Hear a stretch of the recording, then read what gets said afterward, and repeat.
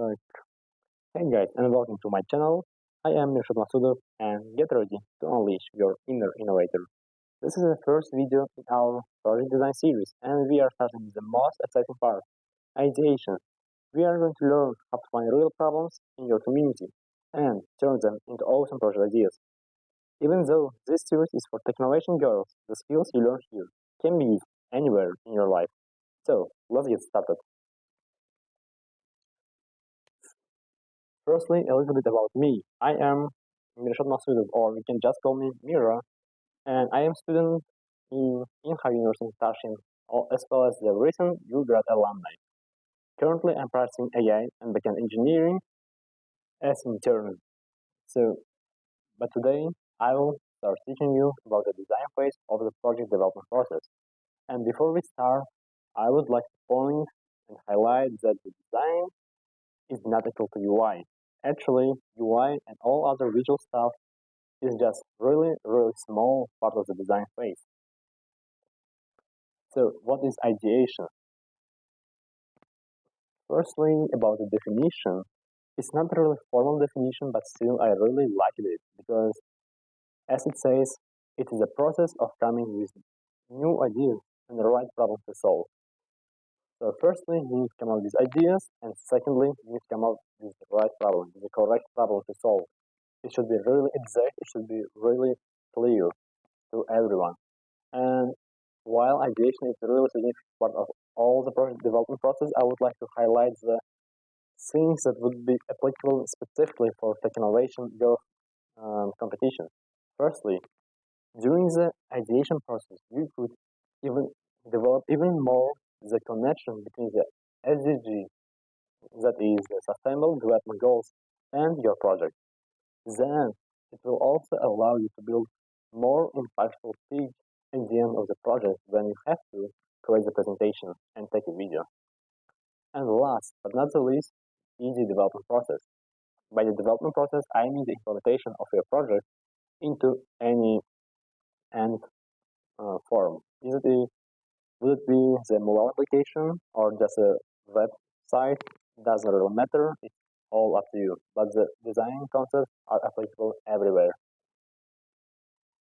Ideation process can be kind of divided into four main steps, and these are the observe, user research, brainstorm, and lastly, problem statement. You need to keep in mind that this process is not a waterfall approach. Instead, you need to iteratively go through this process over and over again until you will come to one clear problem statement.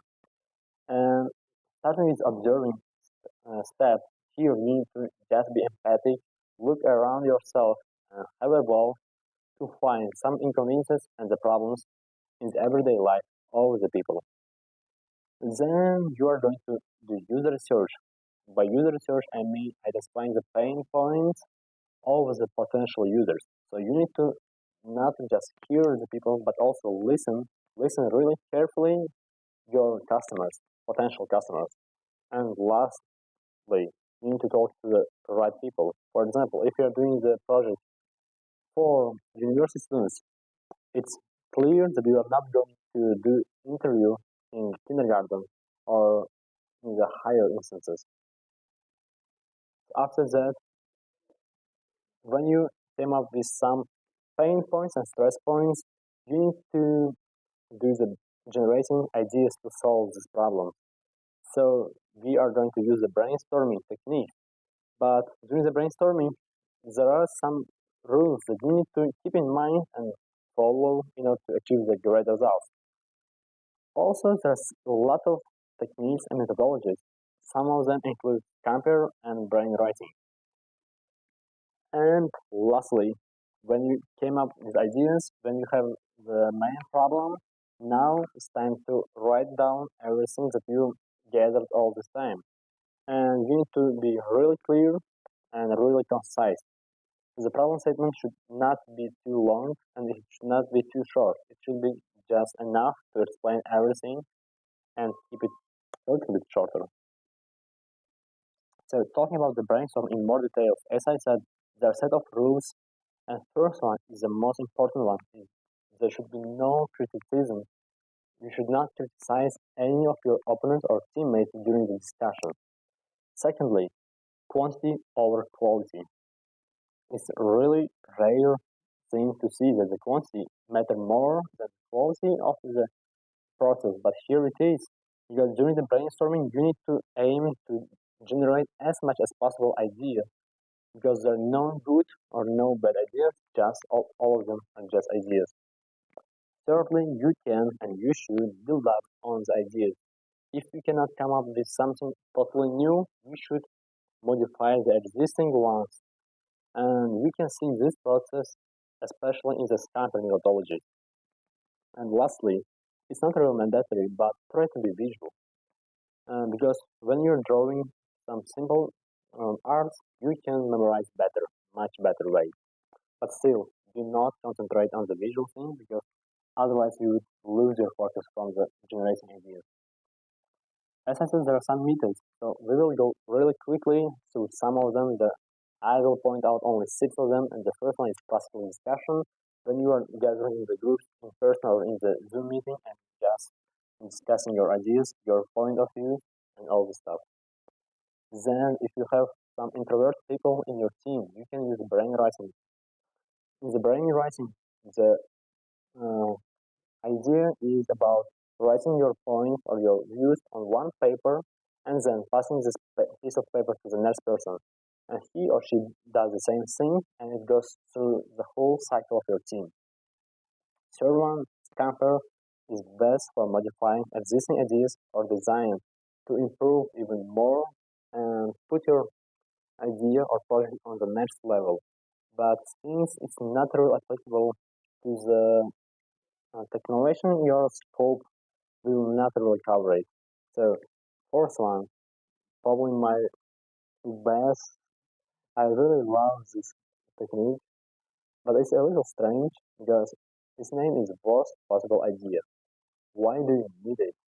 Even if it can sound a little cringe, but worst possible idea can be really useful and impactful in case when you cannot come up with anything, then you can go for the worst things that you can even imagine. And definitely there are some such stuff, and you can definitely come up with them. And after, for example, if you need to modify the chair to improve it, you can say that let's put instead of the chair the bottle, but it will be a really bad thing, bad idea. But still, you can come up with something new after that. It will eventually lead to the better views, better points. Fifth one is why. Asking five same questions why recursively to the same thing. For example, let's say we have a bad timetable in our schedule and we are saying why it's bad. Then we are saying why it's and the two long breaks. We are saying that it's because of the academy fairs, and we are saying why academy fairs put such long breaks, and it's recursively. So we are going to eventually find one main point. Last one is role playing. When you are going to play and act out different scenarios by different characters, that is best for improving the empathy and find out about the user needs of your potential customers and target audience.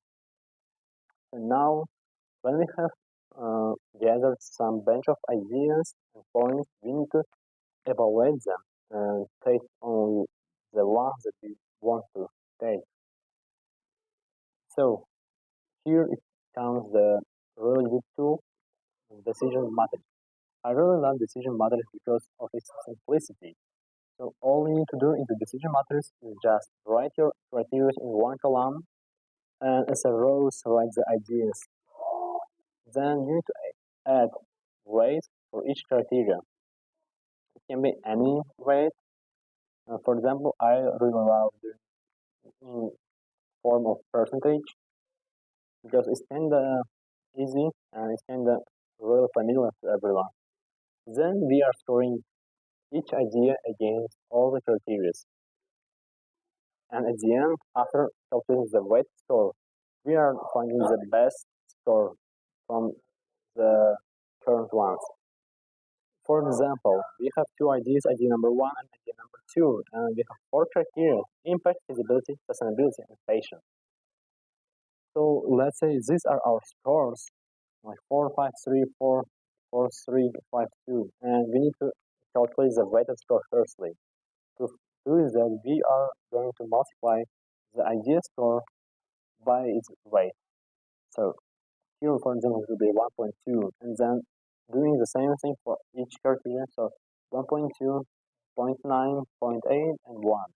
Then we are adding all of them together, summing up and coming to the total score for the idea number 1.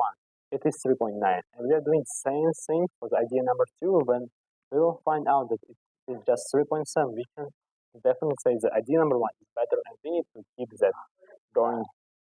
So it was all for today. Thank you for your attention and being with me. Good luck.